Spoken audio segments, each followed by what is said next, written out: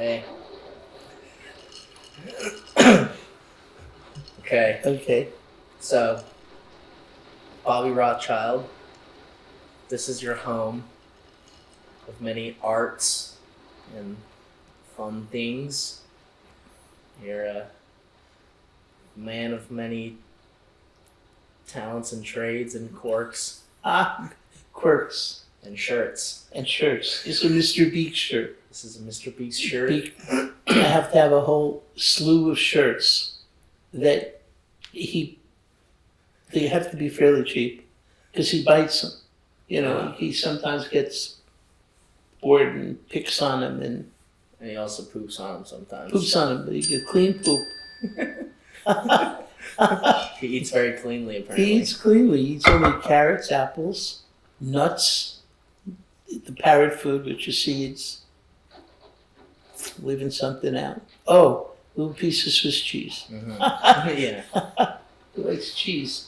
They're carnivorous, Yeah, I know. but I only feed them.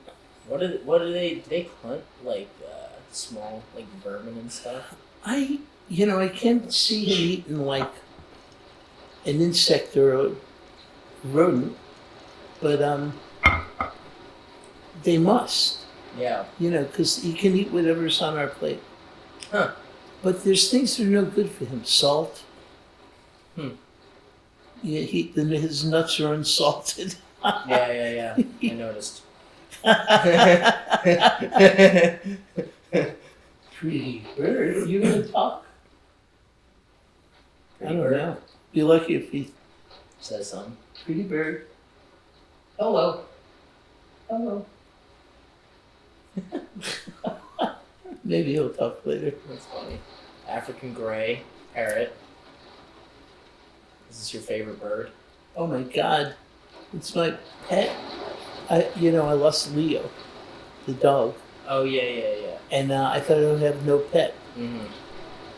And then this girl was going to Florida, and she took 5 dogs and her mother, Mm-hmm. and she couldn't fit him. And a moving company doesn't take a live animal. Hmm. So she asked me if I want a bird. So for 10 years I've known her and him in a cage in 3 different houses and apartments that she was in. I didn't, you give him a peanut to make sure your fingers aren't anywhere near it. And I said, no, what am I going to do with a bird? 3 drinks later. And my son Danny said, yeah, let's take him. Danny told me that because we always talk about how African Greys, they live so long. They live to like 70 years old. Yeah, in captivity, Yeah, it's ridiculous. So Danny said the bird is going to outlive you, and he's going to have to take care of the freaking thing after you're gone. And he said it's karma because of his over-anxious, childish self wanting the bird. He's like, I was the one that said, get the bird, and now I'm the one that's got to take care of it. And he's not, he's a little bit afraid of him. Yeah. Beaks is not he's interesting. He's hard to read. Well, the more you know him, He likes to fuck with me. He has a sense of humor. Mm-hmm. He really does. He does, a dark sense of humor. Yeah. They're funny, but I don't know. That dog, that pug, Mm-hmm. was lying on actually this Baby Yoda the pug. Baby Yoda the pug. Cute as can be. I know. But I don't know how smart Baby Yoda is. Mr. Beak's a lot smarter. Yeah, oh yeah. Baby Yoda was sleeping, and Mr. Beaks was on my leg. He came down, and he poked him. Really? Yeah. That's funny. And then he ran back up, and he looked the other way. He looked like toward the fireplace. And Baby Yoda, turned his head around, and he looked at Mr. Beaks, but Mr. Beaks was looking that way, like, I'm not involved in this, it wasn't me. Mm-hmm. And he looked at us, he didn't know what to do, Baby Yoda, so went back to sleep. But they have senses of humor. Right, Mr. He knows what's going on. I always say he knows too much. Ha ha ha ha. I think he does. Yeah. Just on silent. Yeah, sure. And then I'll put it back on loud mode when you're Pretty bird. We're talking about you. Pretty bird. Bird. Pretty bird. Okay. Anyway, So- really nice day. It's It's pouring rain. pouring rain, but summer rain. Nice sound. Needed it. It's almost like we're in an environment, like a cabin out in the woods or something, right? Yeah, right. That's nice. Wild animals. I don't know how wild he is. Eating Swiss cheese.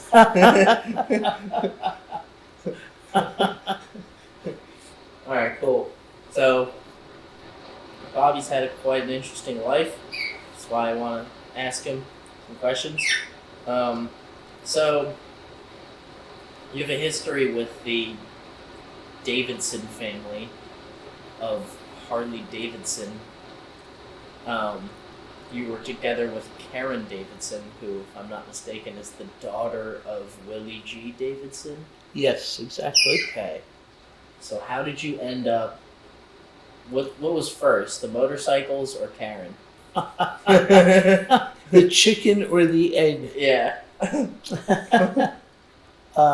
Karen, I wasn't a motorcycle person No, you weren't per really. se, and I don't know how I rode them because now I was never good on a bicycle ever. Yeah. You know, I grew up in Brooklyn, Yeah. and I had a really nice Schwinn bicycle, and like I would hit cars. They wouldn't hit me. I would hit them. They could be stationary, you know, and like they anyway. But Karen was actually I was in the textile business Mm-hmm. in one former lifetime, Mm. and Karen was in the fabric business, and we met at a fabric show Hmm. in Anaheim, I think, or Santa Catalina Island, from LA, I think. Yeah, yeah. So we met in Anaheim, and actually it was love at first sight back then. Yeah. But so I started seeing Karen, but she was in the fabric business. Mm-hmm. She was designing fabrics for a knitting mill, Everett Knitting Mill in Milwaukee, and we became boyfriend and girlfriend. Mm-hmm. And over the years, it was a decade actually, and over the years, I became pretty close with Willie. You know, he was like my father-in-law, Willie and Nancy. So that's how so Karen came first. And I went to motorcycle rallies, you know, Mm-hmm. Daytona and Sturgis, and in Europe, you know, the Harley Davidson rallies. They were great fun. They were in great locations. We had a good time. I always stayed in the hotels where Willie was. I wasn't sleeping in a tent in the middle of a field, you know. I was like in the best places you could stay That's funny. at the time. Yeah. But The best with the people. For those Yeah. events. but That was and probably fun, man, with her. oh, it was great. I can show you pictures sometime. Yeah. You know, we had fun, but I didn't ride then. I mean, somebody always What, rode me. They had a sidecar for you? No, in the back of the bike. Sidecars are, you have to ride them. You have to ride the motorcycle differently. Mm. You know, all experts tell me these things, but Yeah. I assume you would have to. yeah, you have to turn differently or Yeah. something. But no, I rode on the back Hmm. you know. Yeah. of some guys that like were the models in the Harley catalog, you know, or sometimes one of her brothers took me, or you know, Yeah. sometimes there's this crazy guy called Clyde Fessler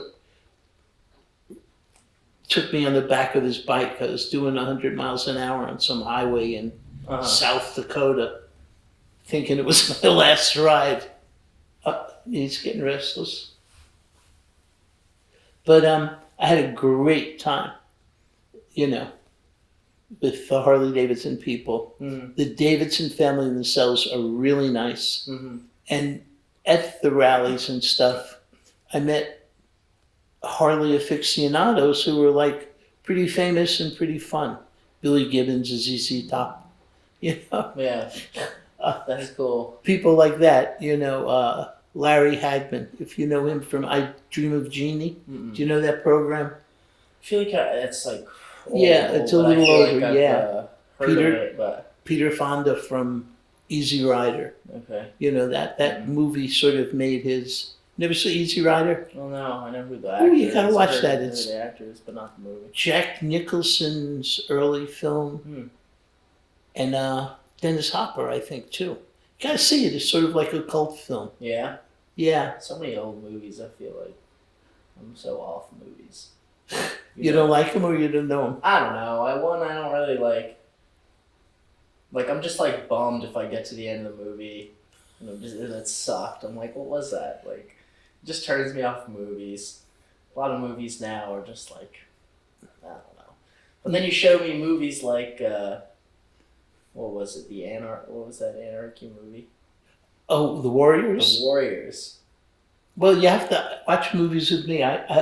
It's one you might not like, but most of them are And I'm like, I kind of like almost movies again. American cultural experiences. Easy Rider, Yeah, for instance. Yeah. I don't think it's a generational thing. A lot of people your age, Mm-hmm. I hate to say that, but a lot of people your age, they don't watch black and white movies. No. Did you ever see a black and white movies? It's hard to. It's hard to because we're used to. I don't know. It's like why would I? We see everything on the screen in color. It's weird. Yeah, but sometimes the black and white movies, some of them are so incredibly artistically done. Yeah. That I don't know. You have to try one. Okay. All right. Yeah. I guess you. I was in a hair salon, and this young girl, Jasmine, I think her name was. Mhm. She the one of the owners' salon, the daughter. Had this long discussion about that, and she never saw a black and white movie. She loved movies, so I was thinking of telling her which movie to watch that would create an impression on her. and I came up with Psycho. Did you ever see Alfred Hitchcock's Psycho? No. Anyway, outside of terrifying the girl, I don't know if she watched it. Probably not yet. I got to bring her here to watch You're it. like it's an artistic masterpiece, and she's like horrified. It's something that you'd remember. Yeah. Well, Yeah.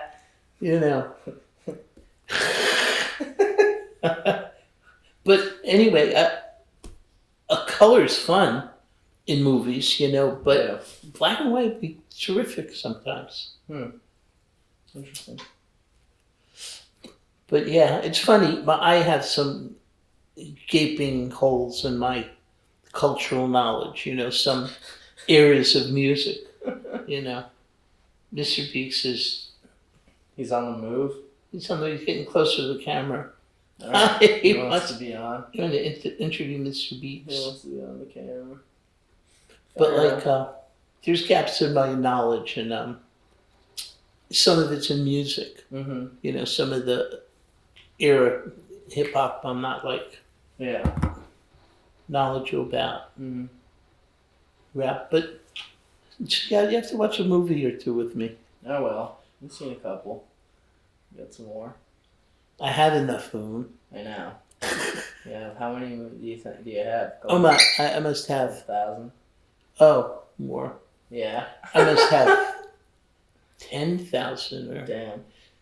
my. I don't want to say anything politically incorrect, but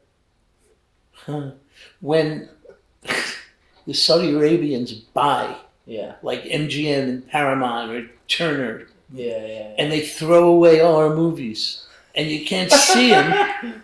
Yeah. You know, where they buy the cloud and they all Yeah, disappear. when someone crazy. I'm going to have all the movies. Yep, you're going to be the hot commodity over here. Absolutely. That's funny. Yeah, right, because when all those trademarks, all those copyrights get bought, you know, all that stuff becomes someone's property, it's going to be taken down, and, you know, it's going to be really hard to find that stuff. It's theoretically possible. Yeah, it's very possible. It's going to Yeah. be really hard to find that stuff, and a lot of those movies are probably going to be worth a lot of money.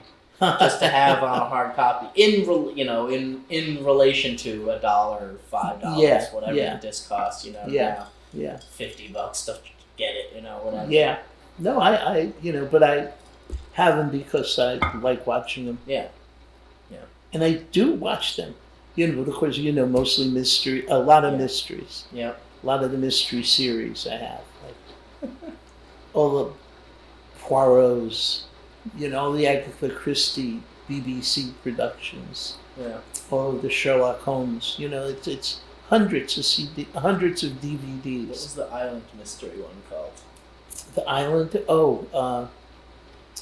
And then there were None, the Agatha None. Christie one, Yeah. when they invite to the island by U.N. Owen.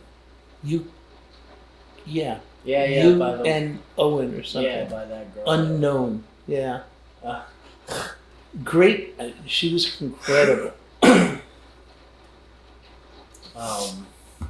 So, anyway, eventually, I after I stopped seeing Karen, I got a motorcycle.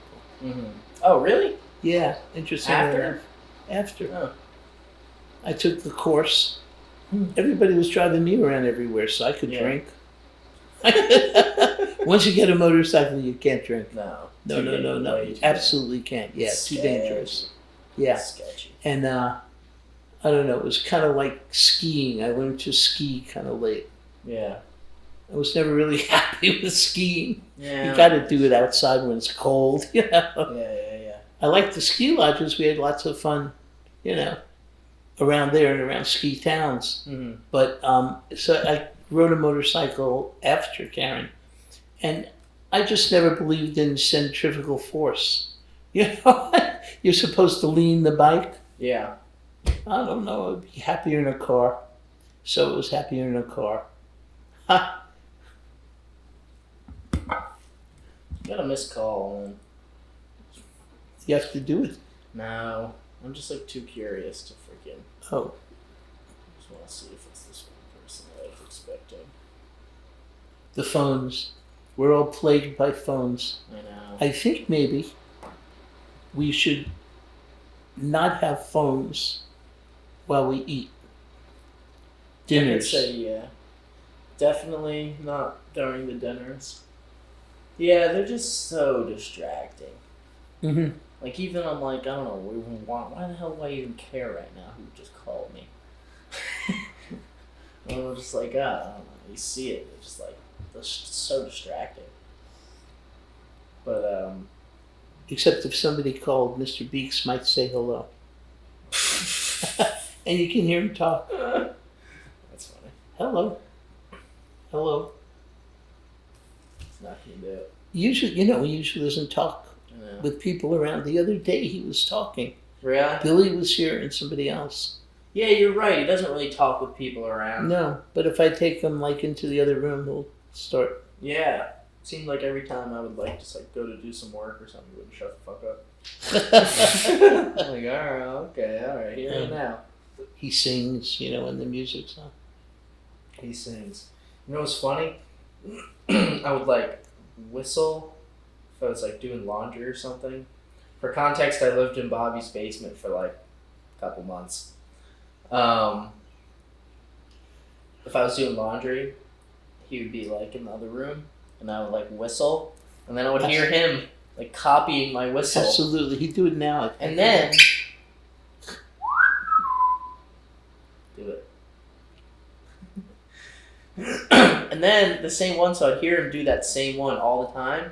And then I would like come home, and if he wanted, he'd be like to try and get my attention, like repeat it, the same whistle. And I would always hear him. And if I would make noise like downstairs or something, I would hear him do the whistle. And I was like, this guy, And he knew the one for you. Yeah, he's smart. Yeah, he knows. It's funny. He'll like pick him up and you know what's going on, you weirdo. They're one of the smartest species on Earth. Yeah. Elephants and chimpanzees, dolphins, orca whales, oddly enough. Orca whales, you know that. Yeah. 100%. Orca whales save more people than they kill. Really? Yeah. I didn't know that, but yeah, I would believe it. Octopi, yeah. You seen that documentary on Netflix, My Octopus Teacher? No. Oh, you would probably really like that one. I might have heard some about it, though. It's this, I don't know if he's an Australian dude or a New Zealand dude or something like that. He lives by the coast and he would go diving all the time in like the cold water near where he lived. And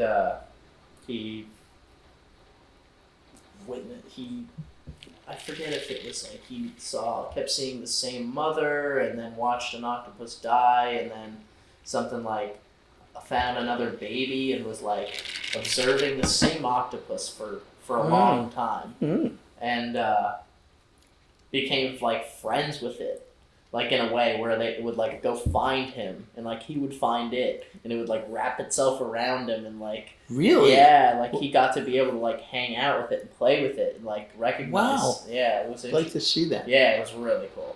Really, really cool. I wonder how long they live. I don't know.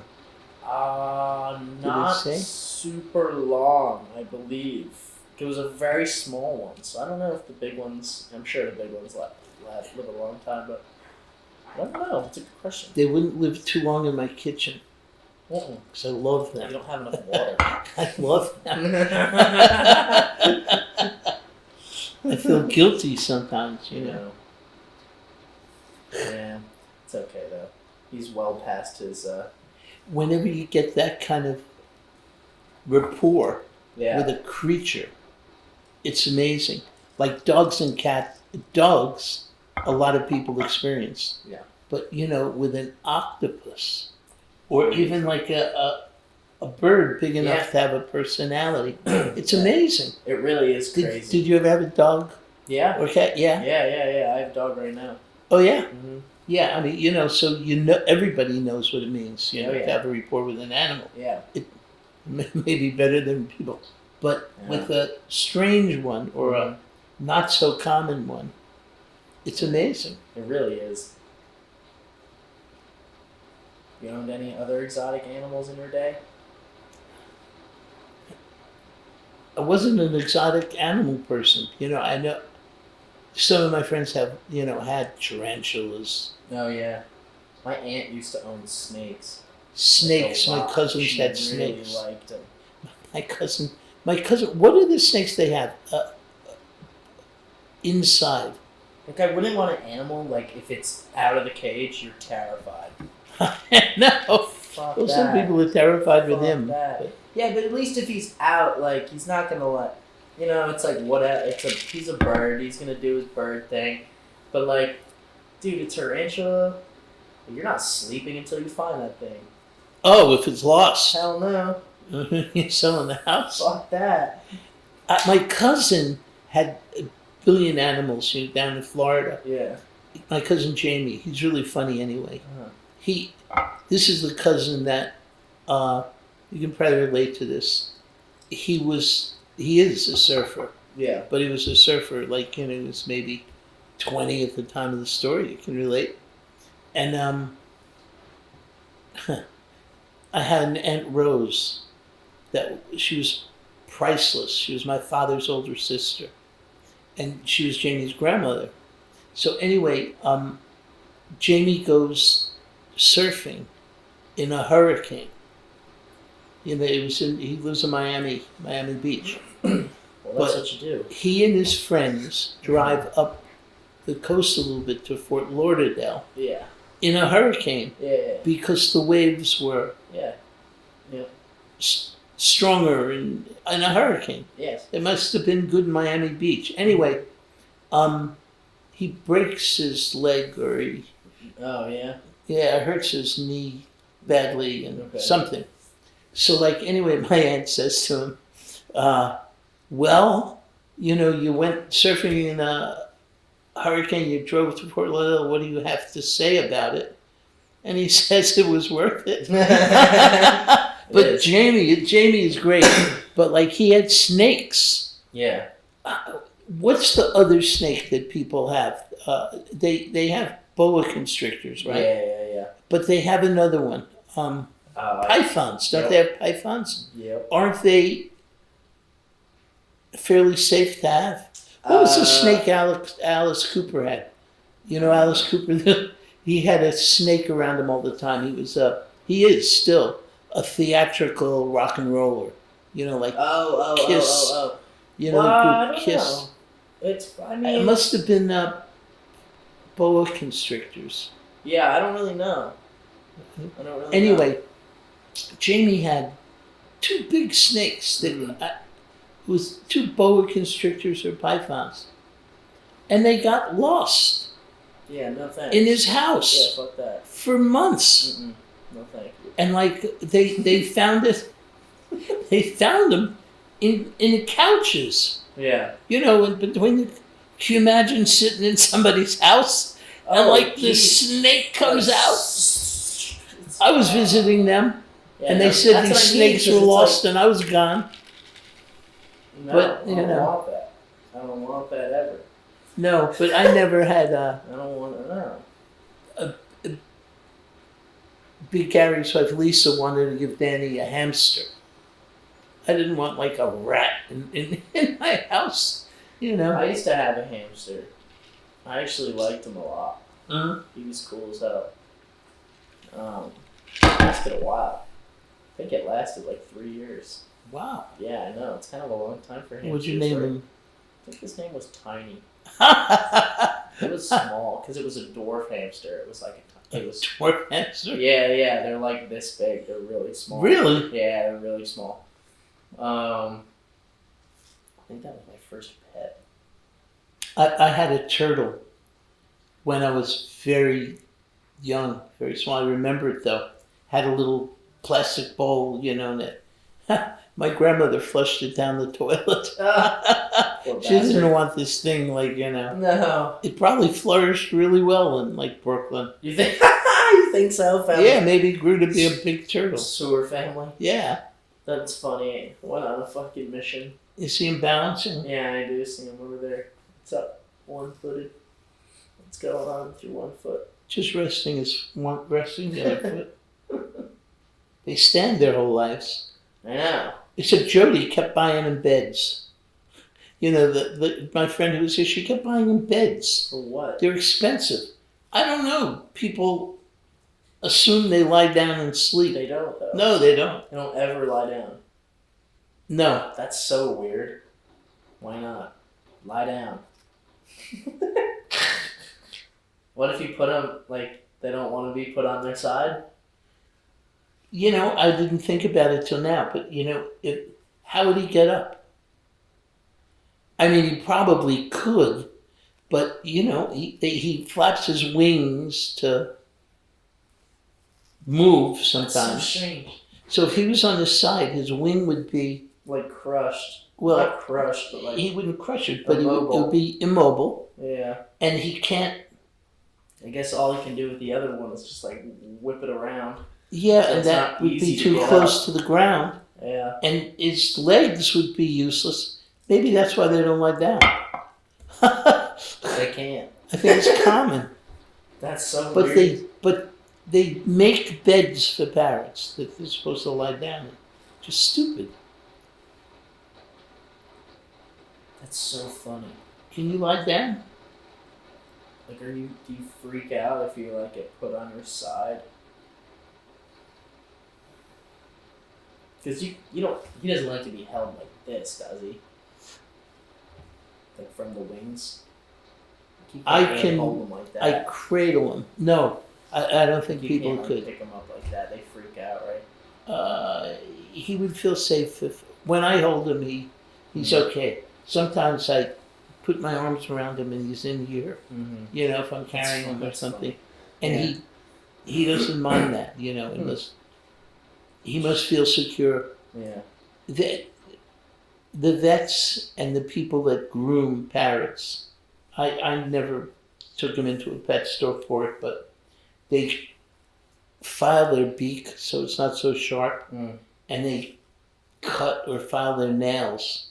Oh, yeah. They, to do it, and not get, come claw out up. with their fingers, they wrap him in a towel. Yeah. So he's immobile. So, It's like, and he's not hurt, Yeah, because his wings are protected by the towel. yeah. But they don't like it. My friend was a vet when I first got him. When he was on me like this, his nails were like needles. Oh, really? And I'd even have marks. Really? All on my hand and on my arm when he walked up. Really? And and not because he wanted to, just because he's standing here like Just this. it was that sharp? Yeah. Oh, So, interesting. on a Christmas party, one of the guys I grew up with is a vet in Millville. And he came up and I told him, and he filed his nails and he filed his beak. But he didn't like it. And I couldn't watch actually. I tried holding him at first, but he was biting me. Because I wouldn't, I didn't hold him how am I going to squeeze him. But they did, and then it was fine. And pet store people said it's no problem, they'll do it, but I never really took him in. Yeah. He was, I have that rough perches and things, and they do it themselves. It's funny. Interesting animal. So then you got your motorcycle. And how old were you when you got your motorcycle? Ooh. Well, if I'm only 59 now, I can't possibly tell you. Alright, fine. But old enough. Okay. Old enough to know if I didn't believe in centrifugal force, ultimately, I had to give it up before I had Danny. Okay. Because I knew he'd want to ride on it. And oh my God, you know that he would be. Nightmare. Don't need Danny on a bike. So but I had interesting experiences, with the Harley people over 10 years. We traveled the world. Yeah? We did Harley rallies in Germany. What were you doing for work at that time? You said you were doing the I went textile. into, I lived in England teaching art history. Yeah. And when I came back, I went into business with my father. Okay. And it was textiles. But again, that was terrific too. We sold stretch fabric for bathing suits. So I could go to Cancun with Karen and write it off because I was looking at bathing suits and colors. Yeah. Seriously, because I would design the colors on the Hell yeah. suits. We had a whole line of prints. Yeah. And we sold over the counter, which means we sold to small stores in small amounts. But then we sold some manufacturers. So that was kind of fun. And the other thing we specialized was lingerie fabric. Of course. So with lingerie and swimwear. Wow. So I was in business with my father. And then we hired my friend Mark, I think you know. And yep. We had fun. We had a good time. We traveled though at that juncture 45 weekends a year maybe. No shit. Wow, that's a lot. To do the shows. Actually, to do the exhibitions. Interesting. And we had another division that handled laces for crafts. When crafts were really big in the 80s or 90s. So and that was a whole other division that we traveled for. So we traveled the country, and then we actually went to Hong Kong once a year. And from Hong Kong we flew to Bangkok. And of course, with the restaurants and the local customs and Yeah. the scenery. It was all wonderful. Yeah, it sounds nice. You know. Yeah. Writing it off. I know, that's exactly what I'm trying to do. It's just to be able to write everything off. That's what I did when I got that truck. Because I came from California. I just wrote it off as filming promotional content along the way. For my business. Yeah. And I just made like 3 promos, and it was like, I mean, I used them, and that was the work that I did. I'm getting destroyed now by the taxes. Oh, here? Well, what do you mean? Because I'm not writing anything off. And for yeah. Yeah. You know, maybe I'll have to. All right, come on, let's go to Morocco. Let's do some lingerie designing. Casablanca. That's my favorite movie. Yeah. By the way, I think it's 1940. Best Picture. Haven't seen it. But it's... Heard it. Oh, I've seen it about 100 times. and we talk about black and white, but you must like black and white photographs. You know? People like black and white photographs. I really don't. There's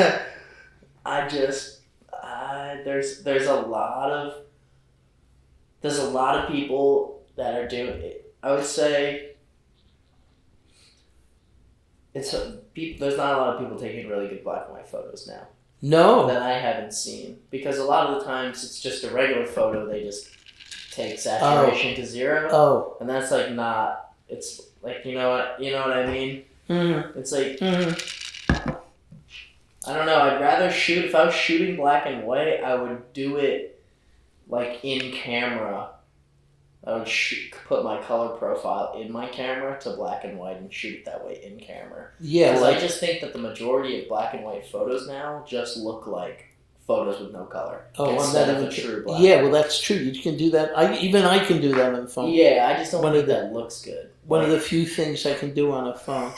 You know, you set color. Yeah, exactly. But Casablanca is obviously shot with a camera that was looking at black and white. Yeah. And, well, a lot of the filmmakers did it, but in Casablanca, to me, you can stop the film at a lot of points, and it's just beautiful.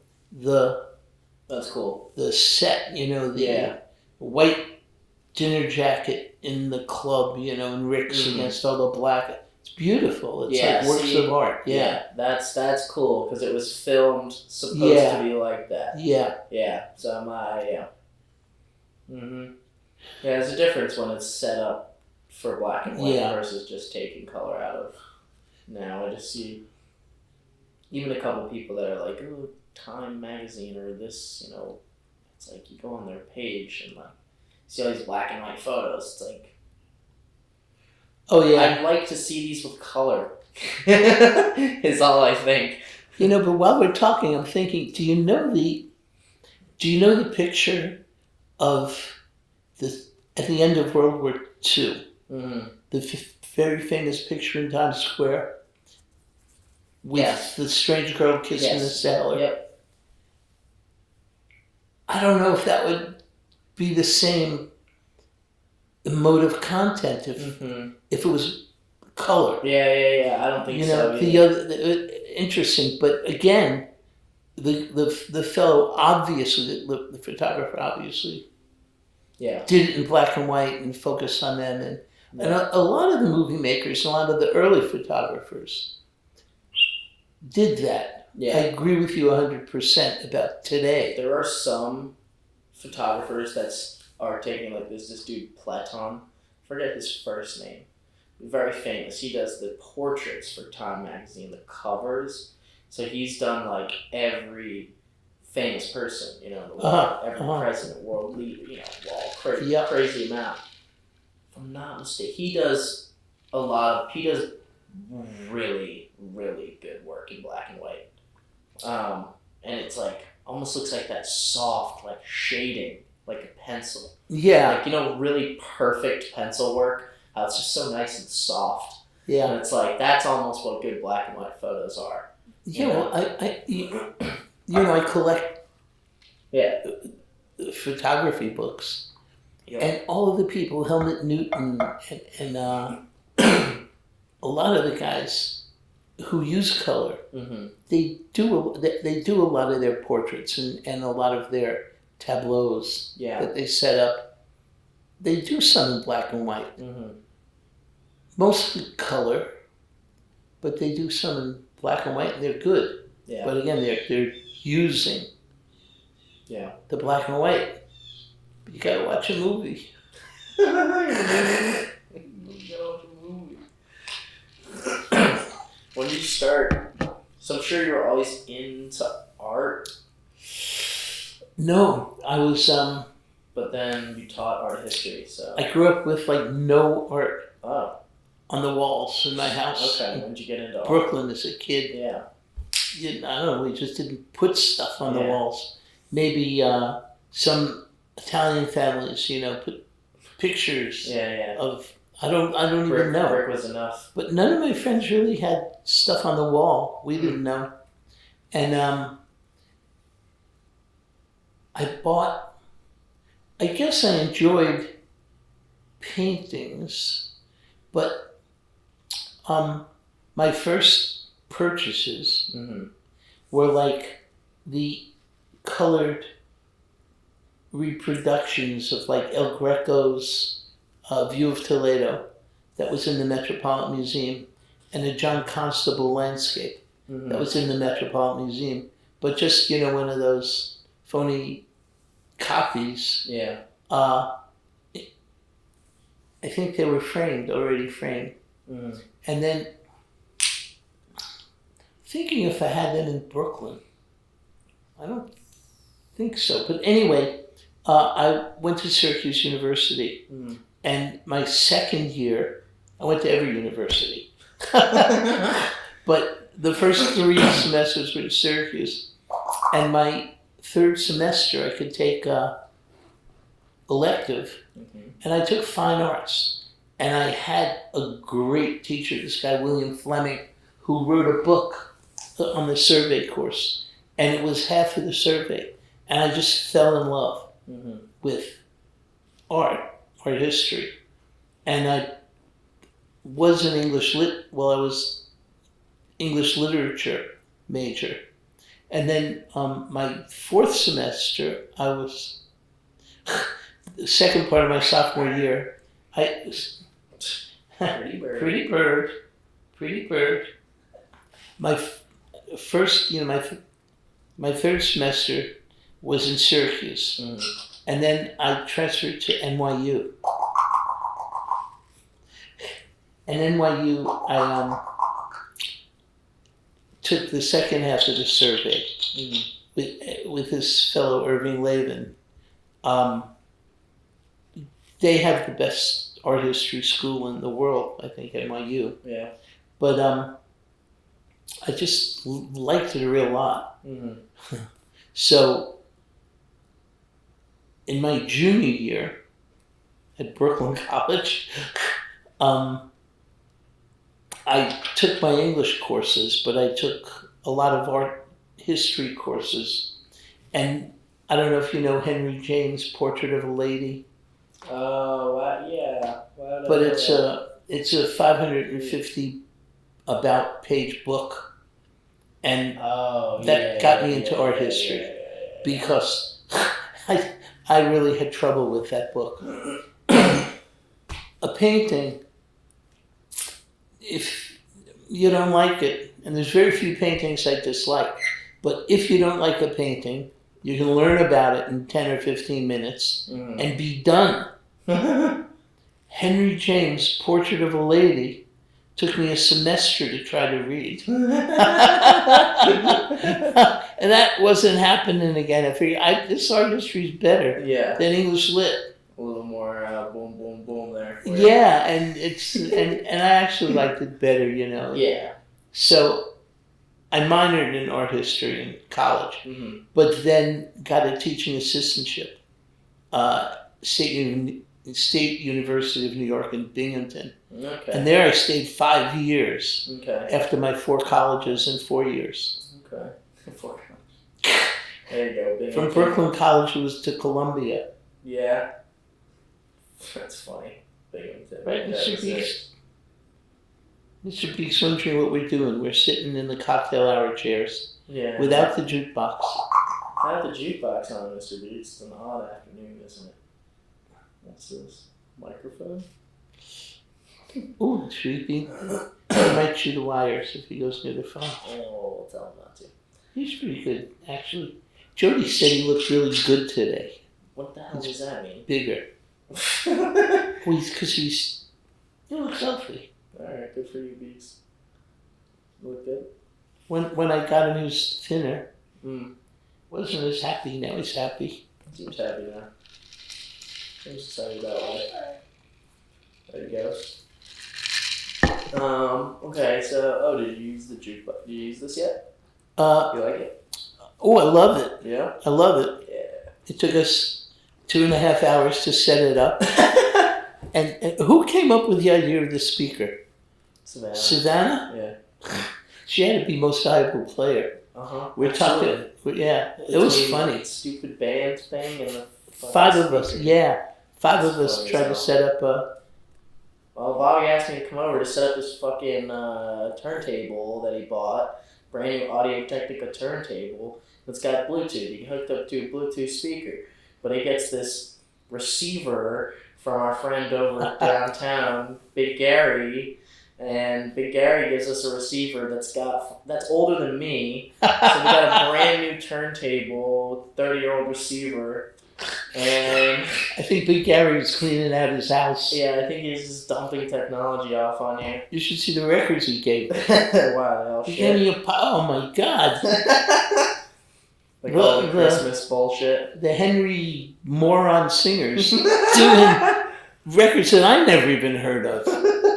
Honest to God. And they're old as the hills and they're in. He's got that Florida bug right now. He's trying to get out. He's trying to clean out his stuff. He's given me albums in the past. Yeah. Or he's given, I'm not quite sure. He said he gave Led Zeppelin covers to Danny. The cover of the album. Yeah. So Danny can put them up in the Beach Boys. Oh, I don't know about the records. Yeah, the actual. But I think he gave me some good records in the past. I integrated them into my collection. Yeah. But what he gave me the other day has to be his grandmother's. Actually, they're 33, so I don't know when they started making those albums, but they weren't 78s. So, but I didn't hear of anything. And the ones you heard of were done by people that might have been elevator music. I'm afraid to listen to it. That's funny. So I put them downstairs, but I don't even know where I'm gonna put them. And then we got Big Gary's receiver, and then we also have 30-year-old speakers. So we're trying to figure out how to put the 30-year-old speakers up to the brand new turntable. But luckily we had Savannah Googling away and also just using common sense and was like, wait, what if we just try to use a Bluetooth speaker because it's a Bluetooth turntable or whatever. And yeah, obviously that was the solution. So how many morons does it take to set up a brand new turntable? 5. 5. 5 of us. Well, when it comes to Bluetooth, I might be out of the equation completely. Yeah. But wow. And Savannah wasn't even supposed to be here. But I think that I read either the box or the instructions that said the thing was underneath. What? And then she found it. No, she Googled it. She Googled a video of the setup and was like, look, it's taped under the freaking shield thing. Because we were about to return it. Yeah. Then the guy would have thought I would have had to return it. Screwed. Then he would have been out of luck for sure. Oh my God. So well, at least I would have found out it's under the thing. So yeah. Well, if you're wondering, Audio-Technica, it sounds pretty good. They make a turntable that plays out of a JBL, standard speaker. It's Unbelievable. And the easy to speaker's connect. not bad. No. But the 2 albums that we have here are Frank Sinatra albums that Gerard gave me to listen to a long time ago, and I had no place. That other thing that I had was terrible. But they're sleepy. Mm. Well, you put them on and like... Oh, yeah, I know. Yeah, so Yeah. I have to... And especially with the crackling of the record. Yeah, it's they're it's sleepy. like a fire. It's like, Yeah. You can music and fall asleep for it. To fall asleep to at any time of the day. Seriously. But I have to start getting out the albums that we've talked about the last 10 years. To say, I have that. You've probably listened to albums downstairs. Yeah. But... Yeah, I did. I I heard haven't, yeah. That's where I listened to Desire by John Dillon for the first time, was downstairs. Bobby Dylan, yeah. I was like, oh shit, this is a really, really good album. Great album. It's a good album. He did, I like that a lot. his great albums are from 65. Mm-hmm. They Bring It All Back Home and Highway 61 and Blonde on Blonde-ish, 60. I think 64, 65. I forget when. Anyway, later he did that Desire and Blood on the Tracks. Yeah. And I think Street Legal was around that time. Those are 3 incredible albums too. Yeah. Incredible. I gotta go. Blood on the Tracks. I haven't listened to that Oh. thing yet. Some people say it's the best breakup album ever. Yeah? It's when he finally... Oh. It's hard to, I can't That's read all the funny. volumes written on Dylan and stuff. Yeah. And with it all, he's kind of private. Mm-hmm. But it's when he finally finished with his wife and the divorce and the whole thing. Yeah. And I don't really know too much about the kind of person he was and everything, but he did write that album about the breakup. Mm. And it's really fairly amazing. Yeah. It's not, you can't listen. Yeah. It's not coming out and every song being morbid and talking about the breakup. Dylan is Dylan. Yeah. But that's Dylan is best. The lyrics cool. are incredible. And he does have, I'm not sure exactly what's on it, but it's something like, If You See Her, Say Hello, or, which is obviously a song.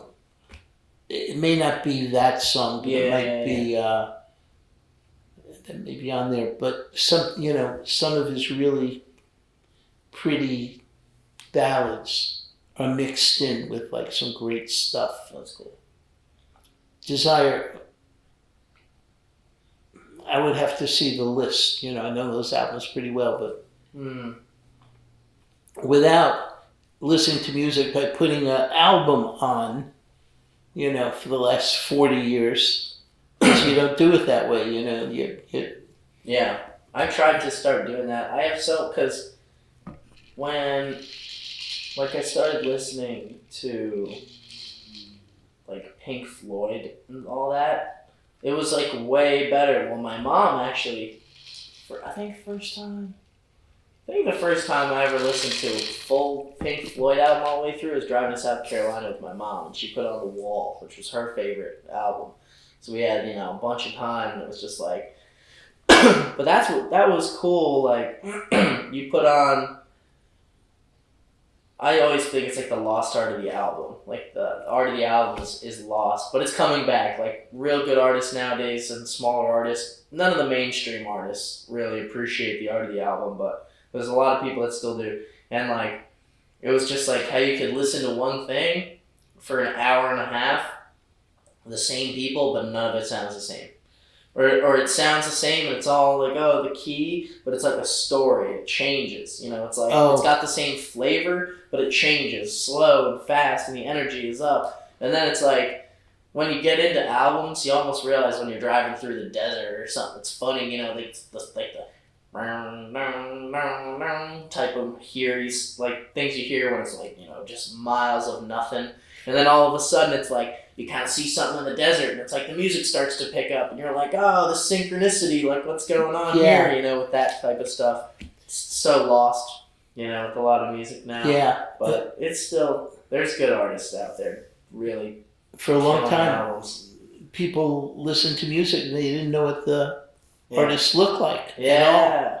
That's interesting. all. But we always used to buy the albums and there were pictures on it and there were notes on the back. And that's interesting, not knowing.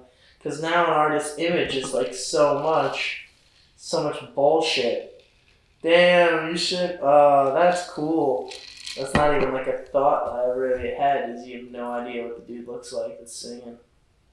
And it didn't matter. Why would it if you didn't know? Why would it matter?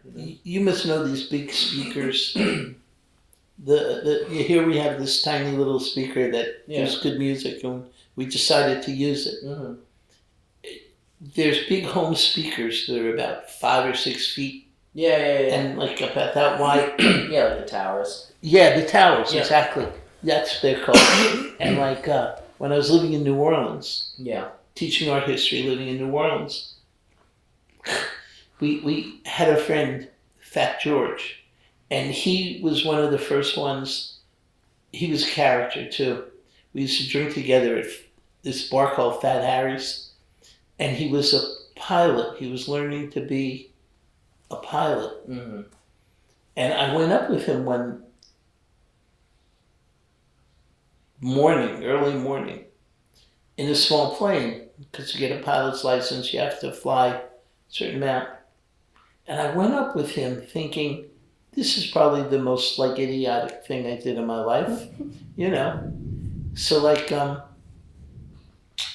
it's fine. We're flying around and he's showing me the parishes around New Orleans. And then he goes, and I'm now relaxed. And he goes to land. And I'm thinking, this doesn't look too good. We're going too fast. The wind's pushing us around. And all of a sudden he goes up. Yeah, he didn't do it. He's on the thing. He didn't do it. And like I'm thinking, well, there we go again. That sunset was the last sunset I've ever seen. The sunrise was the last one I've ever seen in my life. Yeah. But the way he just kind of laughed and said, "Oh, I'm sorry, it's too windy. It caught me unaware." Yeah. He said it on the speaker. So like then, because he didn't panic at all, he just like laughed it off some mistake that we made. He knew he didn't have to go. So then he said, "Oh, I'll come around again," and he landed, and it was funny. But anyway, George, he got the towers, and you mentioned Pink Floyd, which reminded me of this. And back then, it was almost the beginning of stereo. Okay. When you heard the sound go from one speaker across the room to the other. Yeah. And the album, of course, you're getting a little stoned, Of course. And the album that most people used and the album that we listened to, the first time I heard the stereo and those towers, was Pink Floyd Dark Side of the Moon. Yeah. Which is still one of my absolute favorite albums. It's got to be top 10. Mm-hmm. Me too. And but I remember it distinctly. We're lying on the floor with these albums, and even the very beginning, right? It goes from one side to the other. It's a Money or something. But wow, when you mentioned Pink Floyd, The Wall. Whoa! I can't imagine what it would be like to hear stereo music like in a house for the first time. I remember it. It was amazing. Oh, and it's Dark Side of the Moon. That's cool. That's really cool. Yeah. Art of the album. I mean, not to say my age, but I was with George Washington when he crossed the Delaware. But I was at Newport. Okay. At the folk festival, Newport Folk Festival, when Dylan came out and did his electric instruments. Oh, really? Which actually was like the most incredible thing. Really? Some people were booing him. I thought it was Really? like, oh yeah, you don't know that? No. People were booing him because they were traditional folkies, and then he came out with and plugged in his stuff with a band, with a group, the band, and it revolutionized music, of course. Cool. Revolutionized rock and roll, but Pete Seeger was trying to pull the plug. Really? Oh yeah, it was really controversial. No way, that's hilarious. Oh my God! And then he toured. He toured. Well, he played Forest Hills. There was a stadium in Forest Hills where the Beatles played in '64. Dylan played Forest Hills 2 weeks later and a lot of people booed. And then he toured England. It's a very famous tour. There's a movie about it too. But people were booing him because they wanted to hear, Blowing in the Wind, and he was doing Queen Jane Revisited and Lucy in the Sky, and did he do? No, Mr. Tambourine Man. And the Beatles wrote Lucy in the Sky from Mr. Tambourine Man. But they booed him. Really? You know the band Robbie Robertson? He left the tour because he didn't want to be booed. He later played with him, but he didn't want everyone booing him every night. Really? And the movie it's called Don't Look Back. One of the Dylan documentaries is brilliant. It does the English tour. We're like booed every night by the people. But I forget where I was saying this. Oh yeah, but I was at Newport and that was amazing. Mm-hmm. And then of course I was at Woodstock. I was young, very young at the time, but I was at Woodstock. Nice. But I was never covered with mud. No, you weren't a mud wrestler? No, I wasn't a mud wrestler. You weren't a mud lover? Wasn't a mud lover. I was the cleanest person in Woodstock. I could see that. Myself. That'd be so funny. Myself and my friend Alec, who lives in Baltimore. Alec went with you? Not Alex. Oh. Not Mr. Grateful Dead. Yeah. No, I don't think he was a Woodstock. But I'm sure he was muddy at every Grateful Dead thing. But no, Alec, my friend who lives in Baltimore. Okay. I don't know if you met him. No. But we went. I lived in Brooklyn. We heard there was like a 7-hour or 9-hour traffic jam from the George Washington Bridge to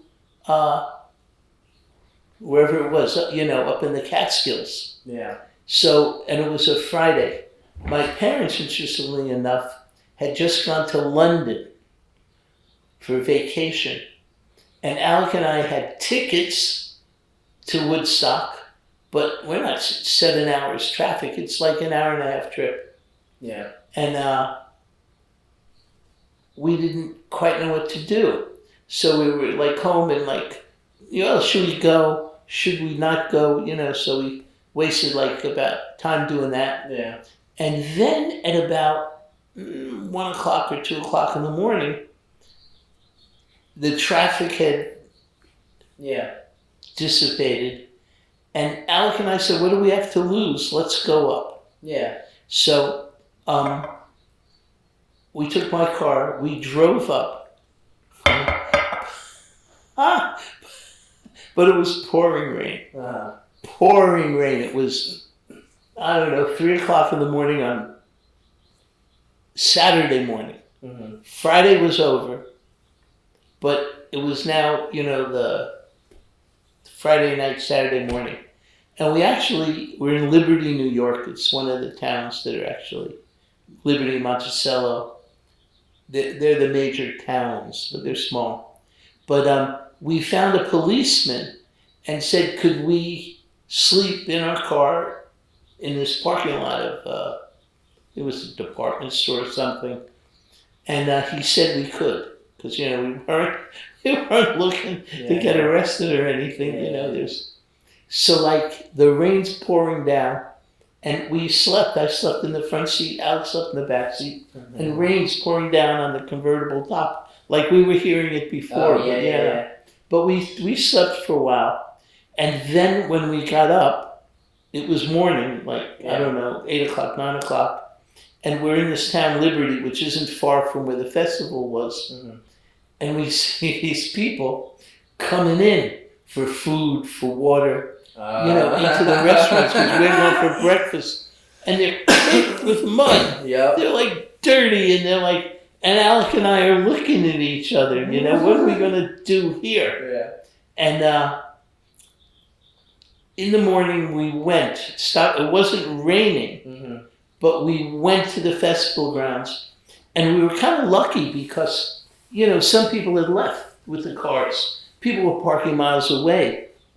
Back then I could have done it. Today I don't like to walk, as you know, from here to my car. But although I could. But anyway, when we went, we were able to go right almost up to the front. And the parking lot was the highway.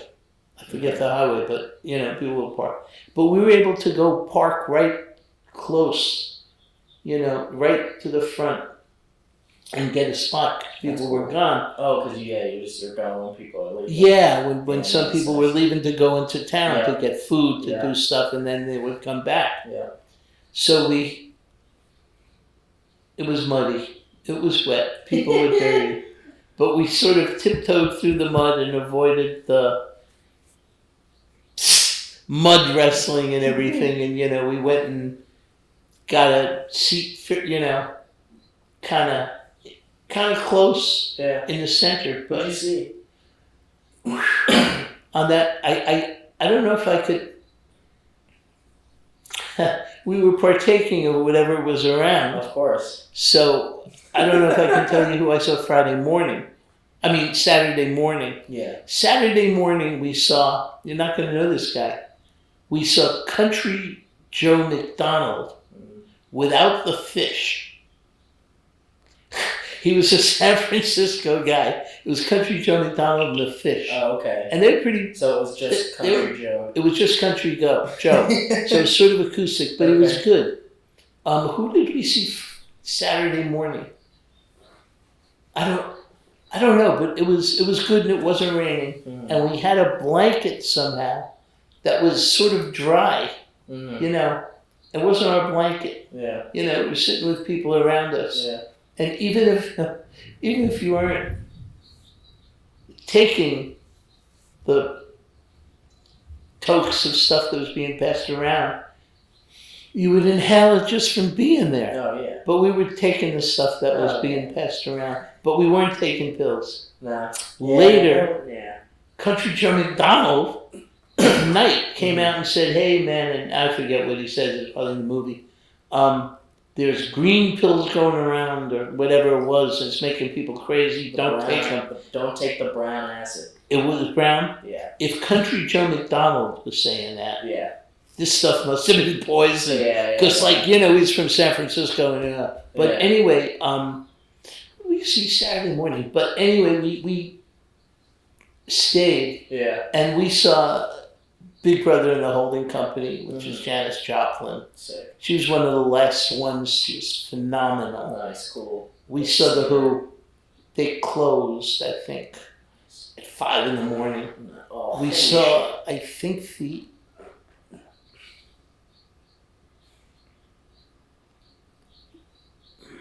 Mountain. Do you know Mountain? No. I think they played when the sun went down. I'm not sure. I can't reconstruct the whole thing. One time, I went with Alec. And I was on some pickup truck or something going this way on somewhere. And he was on some hayride or something going that way. And I don't even know how I got separated from him. I don't remember why. And I don't know how we ever met up again. And that's funny. The second night we slept The second night, I don't know why, but we slept outside the car. Mm-hmm. Might be the only time in my life. I'm not really a camper. I don't know why we didn't sleep in the car. But we slept outside the car near the highway. I don't know. Yeah. I don't know. And then Sunday, but we were clean still. Sunday, I don't remember what we ate. We must have drove back to town. No, I don't know. Sunday, maybe Alec would. But like Sunday, we went and we saw, I don't remember who we saw, but it started to rain again. Mm-hmm. Now we saw maybe 20 hours of music or 18 hours of music on Saturday without being muddy. Mm-hmm. But Sunday, we watched the morning acts and it started raining.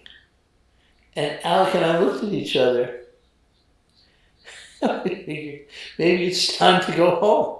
We waited dry till like 5 o'clock. They might have even held the acts. Mm-hmm. I don't know. Did you see the movie? Mm-hmm. They might have held some of the acts.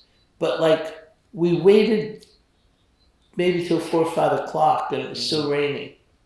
And we decided to go back to New York, but somehow we had 3 girls but that went with us, and Nailed it. we stopped at some, one of these firehouses to pay $3.95 for like barbecued ribs and chicken and whatever they're serving. And so we left. And that's how we missed Hendrix at 5 o'clock on Monday morning. Okay. But we heard Hendrix with that guy on Russian New Year's. Wow. You set up the violinist. What was his name? That was crazy. What was that for? Russian New Year. I could tell you his name. Yeah. Russian New Year. Sasha Mark. I'll tell the story. That's close, I think. Yeah, tell the story. And I'll tell you his name. Bobby had a party for the Russian New Year. Bobby has a lot of Russian Jewish friends and whatever. Yeah. And they all come over and we had a nice little dinner. But who brought him? Vladimir. My friend Vladimir. Yeah, that's who it was. I don't know. Vladimir, I don't know the whole story about Vladimir, but he seems like a whole Pandora's box to unfold. He brings this violinist who's like one of the world-renowned best violinists, whatever. Best violinist and in the we world. didn't believe him, And we're like, okay, whatever. Yeah, Vladimir's bringing a violinist. So you're like, says he's world famous. And whatever, world famous. He is. He's yeah, turns out he is. Turns out he is. But Vlad's bringing the violinist. We'll see what happens. So the guy is setting up downstairs, and he's asking me because I was like, "Hey, I have this Marshall amplifier. It's a tubed Marshall amp. It's like 40 years old at this point, and it sounds so good." And I was like, you gotta try this, because he had an electric violin, and he was one of the first refiners and designers of the electric violin and pushing the boundaries of what you could play with an electric violin. And he had 2 custom electric violins that he brought with him that were plated in gold. Yeah, it was gold, right? And so he did an acoustic set for us upstairs, and then brought us downstairs to play the electric violin out of my amplifier. And holy shit, did this motherfucker play the violin. If you close your eyes, you'd think it was Hendrix doing it was ridiculous. the Star Spangled Banner. And he did on an electric violin. Yeah, he did the Hendrix Star Spangled Banner on the violin, and it was fucking ridiculous. It was that was one of the craziest music performances I've ever seen in my life. Oh, yeah. He was so technically skilled. It was like the amount, shout out to Marshall, but the amount of separation that he could get. Oh my God, he just had everything so dialed in. That was unbelievable. I'd love to get him back. I didn't invite some people because I figured who's going to want to listen to violin. Yeah, but you never really know. Like, I mean, that dude could have sold out a stadium. Well, he does. He plays Carnegie Hall. His name that he does. Yeah, what's his name? He played Carnegie Hall 12 times. Turns out his name is Alex Markov. Alex Markov. Well, and if you Google him, he's a real famous violin. He plays. He played La Scala in Milan. Because remember, I was at La Scala with my father, and somebody else was. But like, he plays regular violin. He plays the classical pieces. Yeah. And he told us he wants to integrate rock and roll with the classical violin, which is why he did the electric violin. And that's how he did Hendrix and how he did the other stuff. It must be phenomenal. We, of course, loved it, but the traditionalists... Oh, my God. Going to La Scala... I'm sure that's like Dylan. They're trying to unplug. Oh, yeah, Newport, yeah. If he plays Carnegie Hall, we got to go. Oh. I have to bug Vladimir about it. Fuck yeah. Vladimir's an interesting guy. He brings artists, painters, and photographers. He is an interesting guy. He's a photographer. He publishes books. He has a... non-profit organization, and he calls it Art of Inspiration. And I don't like the name because it sounds religious, but it's not.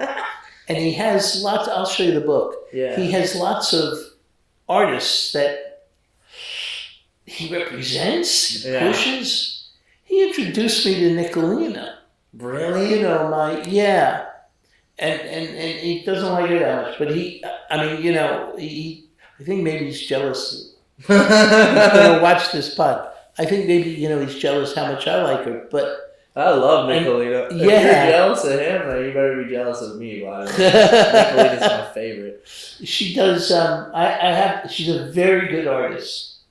And she's married a very good artist. But this, for instance, is Nicolina. The first painting she did is me having dinner with the Mona Lisa. That's in another room. But she also she took Botticelli's Birth of Venus, which is a very famous painting in the Uffizi, and put her in a Miami Beach swimming pool with palm trees behind. So we have Venus by the swimming pool.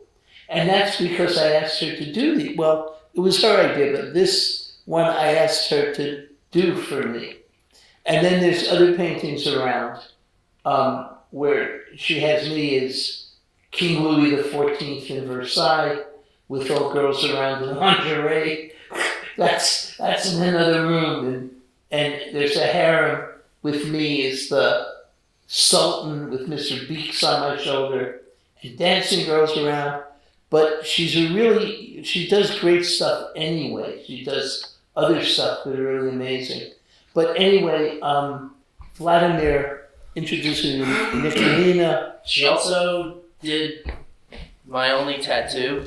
Oh, yeah. Remember? Yeah. She drew this for me, and then it took me a long time to get it put on me, but Nicolina's cool. Did you show the tattoo? Yeah. Yeah. Nicolina's cool. Yeah, she's you knew about your tattoo and exactly what you wanted, but she's such an incredible artist. This is how she designed it for me. I was like a little overexcited, and I didn't want to like overstep because she's such an amazing fine artist. I didn't want to like offend her with like, oh, would you draw me a tattoo or some shit like that?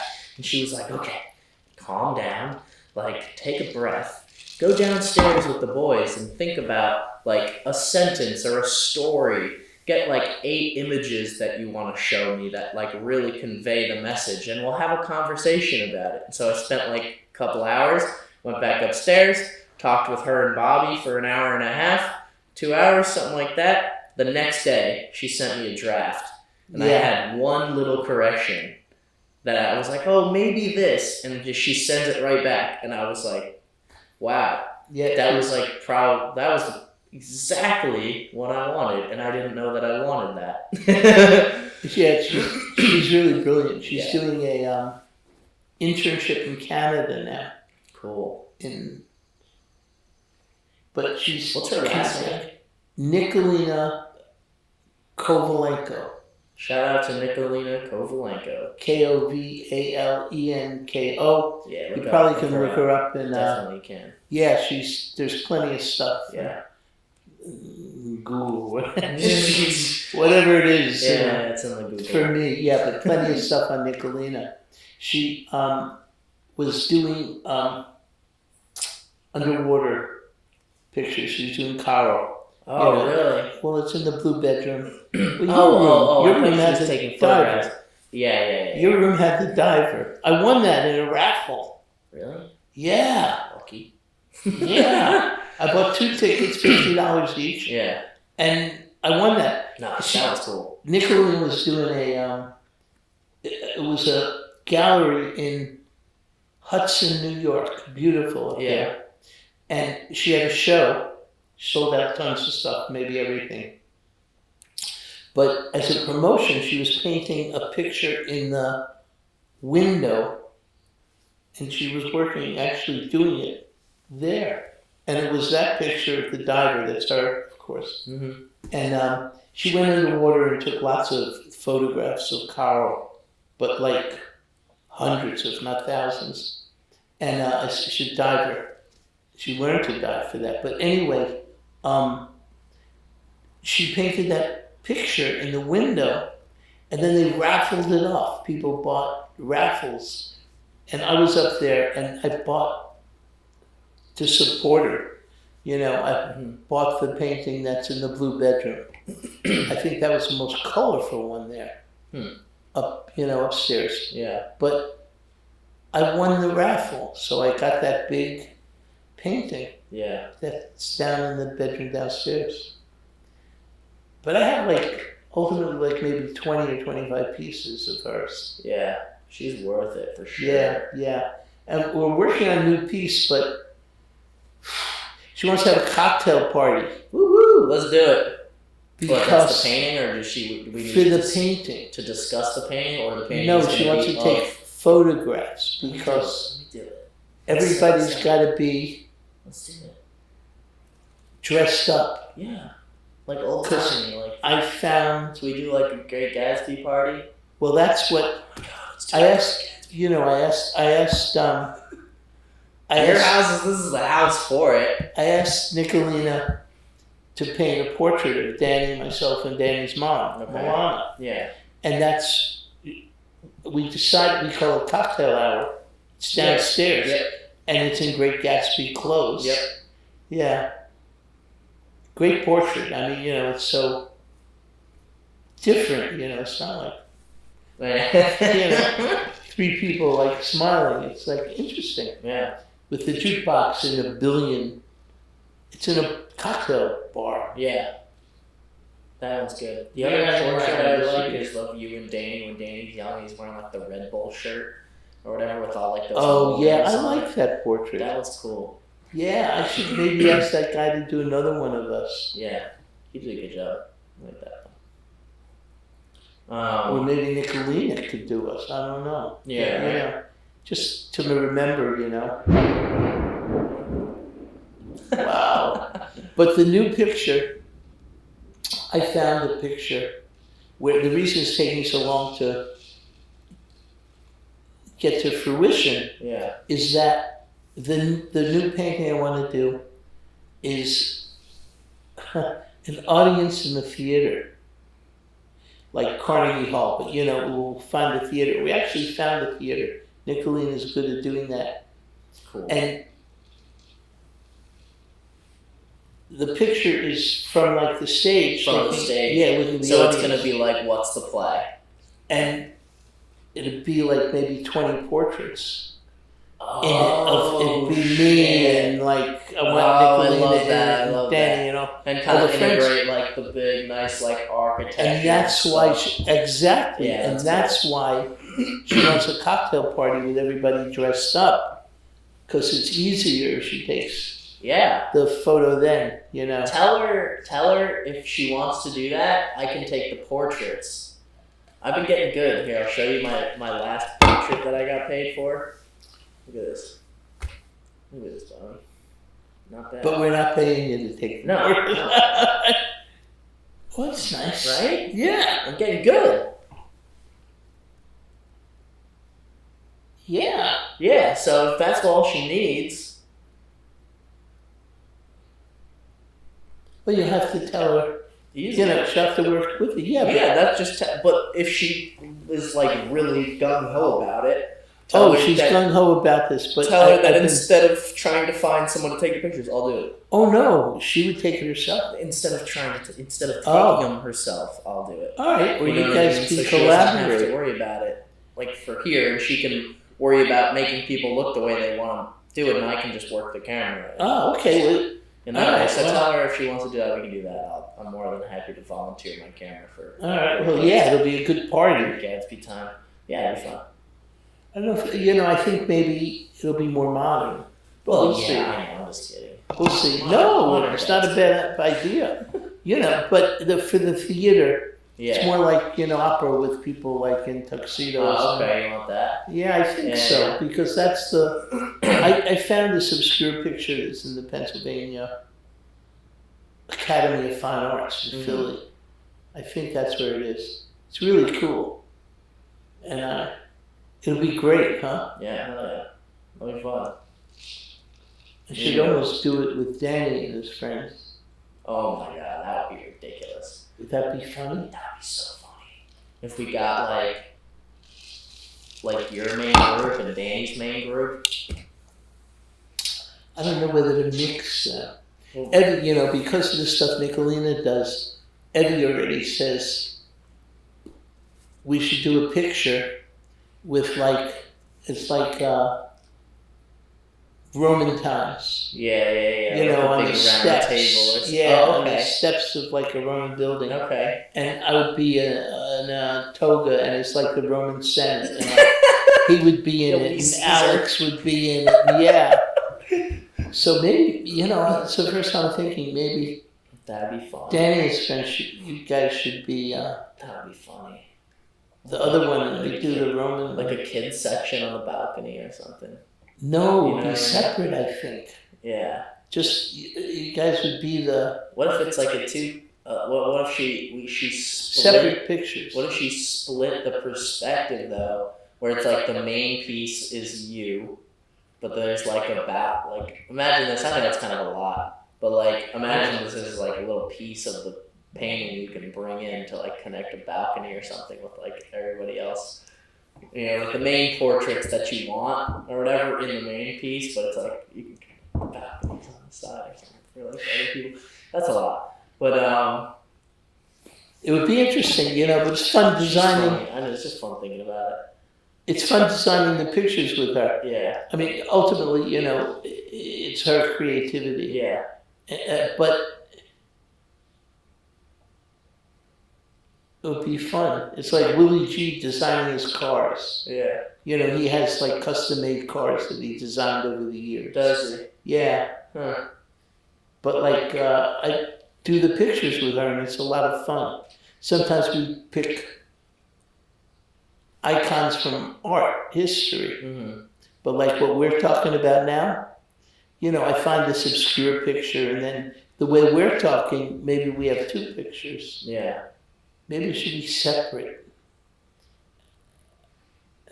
And then again, I worry about, you know, how much she's going to charge for like 20 portraits in a picture. But I think I can get away with That's that. exactly what I was thinking. I think I can get away with that. You know, but they would be small. Yeah. I don't know if that makes it better. Mm. She's like, that's art. No, I don't know. No. Not sure. She's really cool though. Yeah, she's cool. She gave me those flamingos. Nicolina's an incredible character. She traveled alone to the Amazon in Brazil alone, and went and took photos of the illegal stuff happening, and Wow. all at the same time, she did it to do a series of foliage, flower pictures. She's deep, that man. she She's did. cool as shit. And then she did this walking tour of South America. Yeah. And that's where she met Stefan. Really? You know, when they got married on the Brooklyn Bridge. Yeah. And she went to Iceland, and she came up with that picture. In Iceland, you know, it's on aluminum. Yeah. And that's actually the driftwood in Iceland. Really? But yeah, and she's like a chameleon, you know, she can blend into the stuff. And she travels the world to do it. There's a little orangey cast on it now from those lights. Yeah. Yeah. I know, because I was like, where's this gradient coming from? It's from those lights. Yeah, this table has to go because this was going to hold this doesn't belong here. This was going to hold, Gary's receiver. Big Gary's receiver, which is now in the garbage. Good. The records are going to be next. Good. Yeah, why not? You got to listen to whatever the hell it is. Henry Tencel Singers doing. It's not I Can't Get No Satisfaction. It's like maybe 100 years before that. But I just got to hear what it is, you know? Word. Oh my God, it's probably like worth a fortune. Nah, I can't believe it. It was fun. Why not? So, really the only question I had planned to ask you, I'll save it for now, and we'll end on this, I guess. So with all the art and with all the fun stuff, along the way, you ended up acquiring some expensive art that you knew that would increase in value. Andy Warhol's. That was the question? Yeah. How did you, well, first, why did you go for the first one that you got? Why was it that one? And of Warhol, right? Why did you pick that Warhol?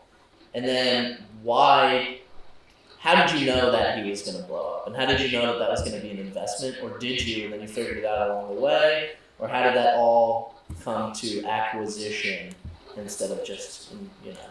Okay, the first piece of art ever acquired, this is probably not the question you're asking me, but the first piece of art ever acquired, other than the John Constable Yeah. and the El Greco. Yeah, so we'll say, what was like the first like real acquisition? The first piece of art I bought was at the Washington Square in Greenwich Village, right near London, has had an art festival. Must still have it. Yeah. And I was there with my girlfriend at the time, very young. She was young, but I went to college very young, so you know I was 18 as a sophomore, junior. Oh, really? Yeah. So like, my girlfriend Peggy actually bought this painting for me, and was the first painting that I ever bought. It's hanging in the garage. Oh yeah. It's I liked it at the time because of the color blue that it had. You have to go look at it. You know, it's simplistic. It's not great. It's on cardboard, I think. It was $35.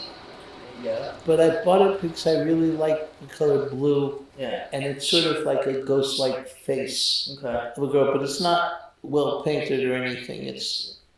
That was the first painting I ever bought. And I bought it because, well, Peggy bought it for me, and I like the blue. It's all blue. It's blue, black, and white. I wasn't that smart buying stuff for investment. Okay. But the Warhols, Mm-hmm. I mean, when I bought pictures, the first, at the beginning, you know, the Liechtenstein signed prints, and I just loved them, Yeah. you know, and I didn't think investment. When I bought the Warhols, going back to Karen Davidson, Yeah. interestingly enough, Yeah. when we started seeing each other, at the beginning, she had him, the frog, The frog. and it was right at the foot of her bed. Okay. And I saw him Mm-hmm. a lot and loved him. Mm-hmm. Look at him. How can you not love him? It's such a good one. So she had the frog. And yeah, it was the frog. So when so I loved him. Yeah. So then I figured I have to have a frog. Yeah. You didn't buy hers though. I didn't buy hers. Okay. No, she had hers. Just they're one of hundreds. So Silk one prints. of 100, 150. One of 150. 175, I Really? think. Yeah. What does it say? Two. And he usually did, I think, 225, but this was a smaller edition. The we're talking about the Endangered Species series, because 150. 150. You're Yeah. right. Look at that. I've looked at them enough. See, he lived in the house a long time. But he usually did more, but he did less here. Huh. But he gave 25 sets of 10. My numbers, but he gave about 25 sets, not of the 150 Yeah. elsewhere, Okay. to wildlife. Oh, gotcha. So there are 175. There's a bit more, There's about actually. that many, but then There's of a little the more. He gave- signed. He gave, well, he Or signed them. signed them all, but of the It might have whatever. been different. Got He gave them to wildlife organizations. Got it. Okay. And then he did maybe 10 other sets, but he did much less than he did of like the Flowers and Mick Jagger and Yeah. that series. Interesting. But he did 10. So I went to Ron Feldman Galleries, who published. Okay. Actually, Karen and I were collecting together.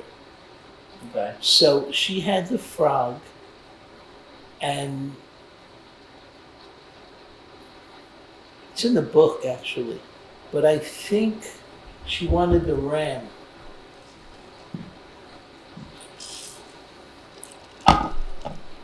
So I went to buy her the ram. I bought the ram for her. Mm-hmm. But when I was in Ron Feldman and the ram was there, the way it happened is I was in Ron Feldman buying a piece for Karen. Yeah. Oh, she wanted the rhinoceros. So I bought the rhinoceros, and I think they had the zebra, and I love the zebra, the colors. Yeah. So I bought the zebra. Wait, hold on 1 second. Pause. Are we? I need to do pause. Okay. We're good. The way the collection happened is that I bought one piece. Okay. She had the frog. I think I bought the ram for her. She wanted the ram. But she wanted the rhinoceros. Okay. So I bought the rhino. But I think they had the zebra there. Okay. It could be different things, the exact. So I bought the zebra. At that time, it was about $5,000 a piece. Okay. And they don't have a lot of them, Yeah. you know. And then I went to buy something else for her. I forget what it is. And I think they had the tiger. So I bought the tiger. Okay. So we had 5 pieces. Yeah. And of all different sets. But I loved them. And then when I broke up with Karen, I figured I can live without the girl, Yeah. but I can't live without the frog. I swear to God. So like I went to Ron Feldman gallery, so I said, I need this frog, yeah. Yeah. So he found me the frog. And that was like, oh, you see, because I had what I bought for myself, the zebra and the tiger, Yeah. you know.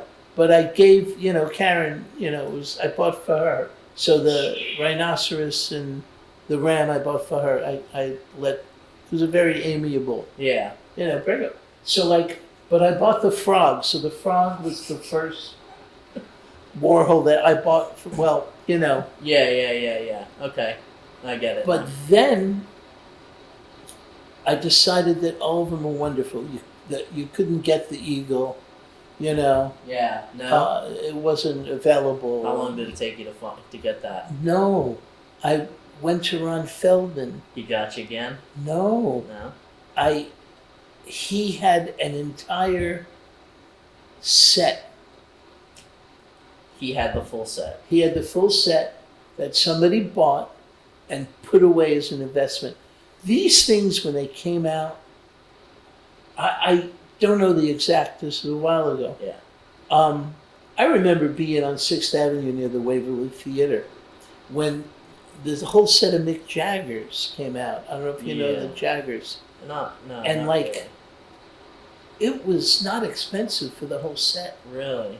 Really not expensive, but it was way too expensive for me back then. Yeah. You know? And besides, I might have actually scraped up the money at that point to buy that because it was actually really good. I didn't want like 8 or 10 pictures of Mick Jagger in the house. Yeah. But artistically, Yeah.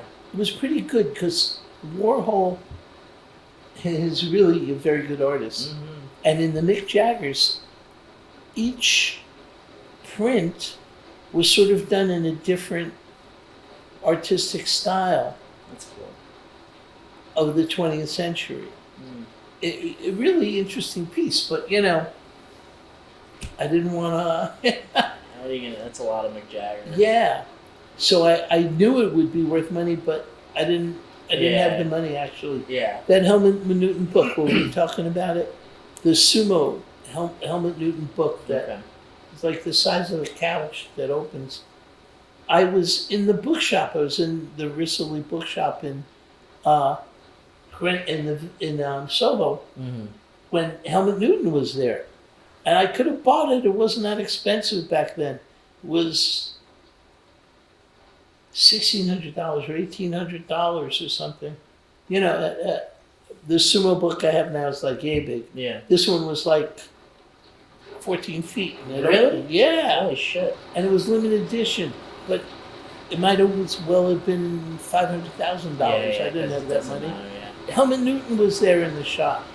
Oh shit. I met him, but it was way beyond. Today, that's like crazy.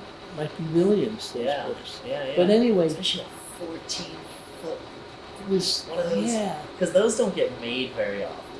Like a print like that is like. No. Not at that level. No, I don't know if they made. They must have, but I don't know if they made another book like that. That's cool. That's and there's really limited cool. edition. I'm sure that is a really oh my solid god! actor. I know a guy who has it in really Belgium, outside of Antwerp. Yeah. But anyway, so Ron Feldman had a set, an entire set that was never opened, and I bought that in the back room of his gallery one night. You bought the whole thing? I bought the 10 pieces in the set. Really? And he sold the ones that I owned, like the Ram. Oh, so this was the set that was in the back room. Yes. You didn't acquire, so that's how you got the full set. And he sold 2 of my pieces. And the way it worked out is that the 2 pieces that he sold Yeah, for me yeah. was about 25% of the price that he charged me for the entire set. So it made sense. So It made sense. So that's how I got the Eagle, and that's how I got everything. And so you probably would never have the full set if you didn't buy it all at one time, or maybe, but definitely not all the same number. Right? I would have. No, not the same number. No, Absolutely. you have all 4 at 150 or whatever the hell. Yeah, and we were able to smell the fresh ink. That's cool. And it was years later. Yeah. Oh wow! So they were like literally just bought and put away. Yeah. Holy shit! Literally. That's cool. And you know, if you know, today they God knows what they're worth. Oh yeah. But and the other thing that I don't remember what Bert Stern looked like, but a photographer who did the last sitting with Marilyn Monroe, the very famous images that she scratched out with X's. But he did publish a book, and he did publish some pictures, and he didn't think it was sufficient enough, so he did a couple of prints. Oh yeah. And he never did them in series. It's you know, this one's called Sunny Aura, and that's like the green and gold. Yeah. It's velour. Huh. The gold. Really? Yeah, I don't know how he did it. Shit. And he did only 3. Wow. And I bought that from him at his residency or studio. No shit. In Lower Manhattan. It's a long time ago. I don't remember who knew that these people are like famous. Yeah. It was the Village or the Lower East Side or somewhere. And I don't remember what he looks like.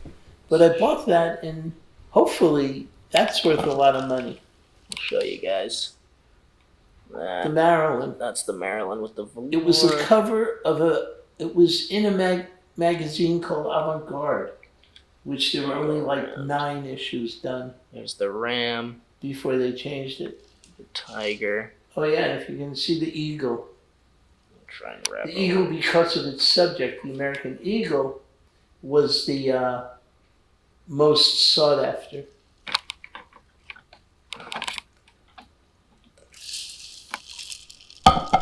Can't really see it too well. But anyway, so I stopped playing, with Karen I was playing Let's Get the 10 and trying to acquire them. But, oh, you know what? As a matter of fact, I acquired an Eagle by myself before.